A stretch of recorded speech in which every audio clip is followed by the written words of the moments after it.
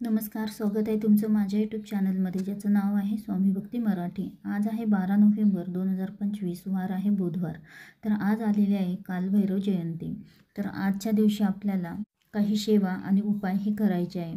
त्यासोबतच जर ज्यांना आज काही या कालभैरव जयंतीनिमित्त काहीच करणं शक्य नाही, तर त्यांनी अगदी हा सोपा उपाय आपल्याला करायचा आहे। तर तो कधी आणि कसा करायचा आहे, तर याबद्दलची संपूर्ण माहिती आपण या व्हिडिओमध्ये बघणार आहोत। तर व्हिडिओ स्किप न करता संपूर्ण बघा आणि जे कोणी नवीन असेल या चॅनलवरती तर सबस्क्राईब करा। तर आज 12 नोव्हेंबर कालभैरव जयंती। तर या दिवशी देखील आपल्याला अनेक सेवा आणि उपाय करायचे असतात, पण ज्यांना उपाय आणि सेवा करणं शक्य होणार नाही, तर त्यांनी अगदी साधा आणि सोपा एक उपाय करायचा आहे। तर बघा, आजच्या दिवशी कालभैरव तर यांचा जन्म झाला होता आणि त्यामुळेच त्यांचा जन्मदिवस म्हणून आपण हा दिवस साजरा करत असतो। तर कालभैरव हे भगवान महादेवांचंच एक उग्र अवतार आहेत आणि ते शिस्तीचे देवता आहेत, तांत्रिक देवता आहे। जर एखाद्या कुष्ठरोगी असेल किंवा तुमच्या आयुष्यामध्ये जर काही सतत नकारात्मक गोष्टी घडत असतील किंवा कुठल्याही गोष्टीची तुम्हाला भीती वाटत असेल किंवा काही आजार आहे किंवा पत्रिकेमध्ये शनिदोष असेल, राहूचा दोष असेल, तर त्यातून सुटका मिळावी त्यासाठी या दिवशी उपाय हे केले जातात। अगदी मनापासून आणि श्रद्धेने जर आपण कोणतेही उपाय केले तर नक्कीच त्याचं फळ आपल्याला मिळत असते।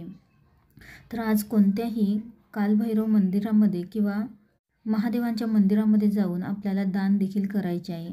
आपलं कर्म जितके चांगले असतात तर त्यानुसार आपल्याला फळ देखील मिळत असते आणि दान केल्याने ते कालभैरव महाराज हे बघत असतात। त्यामुळे कोणत्याही गरजूंना तुम्ही दान देखील अवश्य करावे। त्यासोबतच काळ्या कुत्र्याला आपल्याला खाऊ घालायचं आहे। जर काळं कुत्रं नसेल तर कोणत्याही कुत्र्याला तुम्ही दान करू शकता, म्हणजे खाऊ घालू शकता। कुष्ठरोगी असेल किंवा गरिबांना दान देखील आपल्याला या दिवशी यथाशक्ती करायचं आहे। तसेच काळं कुत्रं तर त्याला काही गोड आपल्याला खाऊ घालायचं आहे। तर छोटीशी चाणकी बनवायची आहे आणि त्यावर छोटासा गुळाचा खडा ठेवायचा आहे आणि तो आपल्याला काळ्या कुत्र्याला खाऊ घालायचा आहे। काळा कुत्रा नसेल तर तुम्ही कोणत्याही कुत्र्याला ते खाऊ घालू शकता। त्यासोबतच इमारती म्हणजे जी एक जिलेबीचाच प्रकार आहे, तर ऑरेंज कलरची जी असते, तर ती जिलेबी आपल्याला काळ्या कुत्र्याला खाऊ घालायची आहे किंवा तुम्ही दान देखील करू शकता। त्यासोबतच तुम्ही जर मंदिरामध्ये जाऊन ही जिलेबी दान करणार असाल, अर्पण करणार असाल, तर तुम्ही तिथे बसलेले जी गरजू असतात, जे गरीब लोक असतात, तर त्यांना देखील तुम्ही यथाशक्ती ती तुम्ही दान करू शकता। या दिवशी दानाला अनन्यसाधारण महत्त्व असते आणि तसेच राहू किंवा शनीचा दोष असेल किंवा नसेल तरीही आपल्याला एक उपाय करायचा आहे। तर आज संध्याकाळी उंबरठ्याच्या बाहेर जो आपला मुख्य दरवाजा आहे, तर त्याच्या बाहेर आपल्याला एक चौमुखी दिवा लावायचा आहे आणि दिवा हा आपल्याला कणकेचा बनवायचा आहे।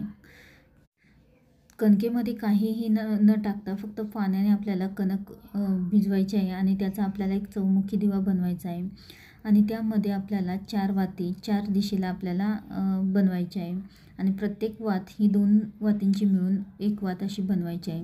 दिव्यामध्ये आपल्याला तिळीचं किंवा साधं तेल तुम्ही टाकू शकता आणि त्यामध्ये जे काळे उडीद असतात तर ते अख्खे 2 ते 3 दाणे आपल्याला टाकायचे आहे किंवा काळे तीळ असतील तर ते तुम्ही टाकू शकता।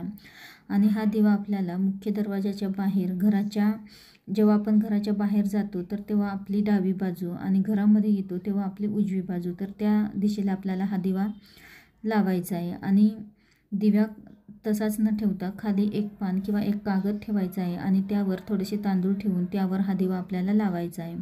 बाहेर नेल्यानंतरच हा दिवा आपल्याला प्रज्वलित करायचा आहे। त्यानंतर दुसऱ्या दिवशी सकाळी हा दिवा आपल्याला निर्माल्यामध्ये टाकायचा आहे।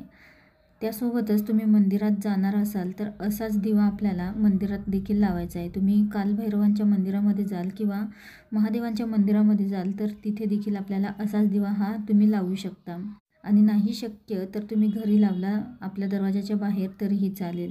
त्यानंतर आपल्याला कालभैरवांना प्रार्थना करायची आहे की मला जर शनी महाराजांची साडेसाती असेल किंवा राहू खराब झाला असेल तर तो व्यवस्थित होण्यास मदत किंवा त्याचा जो त्रास आहे तर तो कमी होण्यास मदत करा, अशी प्रार्थना आपल्याला कालभैरवांना करायची आहे। तसेच आपल्याला आज दिवसभरामध्ये म्हणजे संध्याकाळी कालाष्टकमचे पठण करायचे आहे आणि हे काही उपाय देखील आपल्याला आज संध्याकाळी करायचे आहे। तर आवर्जून तुम्ही आज कालाष्टमीनिमित्त या सेवा आणि उपाय हे आवर्जून करा।